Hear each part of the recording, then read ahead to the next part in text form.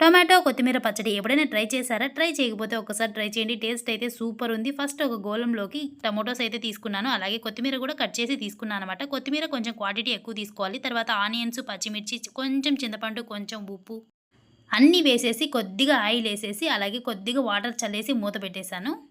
లో ఫ్లేమ్‌లో ఒక 5 మినిట్స్ బాగా మగ్గిన తర్వాత ఇలా ఉంది. మొత్తం మిక్స్ చేసుకున్న తర్వాత స్టవ్ అయితే ఆఫ్ చేసేస్తున్నా.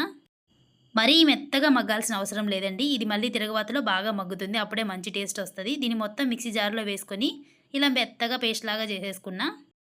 తర్వాత నార్మల్‌గా తిరగవాతకి ఎలా వేసుకుంటాం, కొంచెం ఆయిల్ వేసి తిరగవాత గింజలన్నీ వేసేసుకొని కొంచెం తెల్లవాయి అలాగే ఒట్టి మిరపకాయ, కరివేపాకు అంతా వేసి బాగా వేపేసుకున్న తర్వాత మనం మిక్సీ పట్టుకున్న ఈ పేస్ట్ అంతా ఇందులో యాడ్ చేసేసి బాగా లో ఫ్లేమ్‌లో మగ్గనివ్వాలండి. ఒక 2, 3 మినిట్స్ బాగా మగ్గాలి. కొంచెం చిక్కబడుతుందనమాట.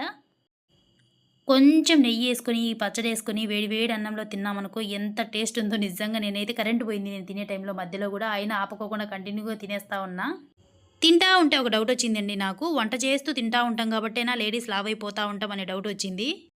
మనం చేసే వంటను తింటూ ఎంతమంది వంట చేస్తారో కామెంట్ చేయండి. నేనైతే సేమ్ అలాగే. ఏం చేసినా కనీసం 1/2% నా నోట్లోకి పోతది.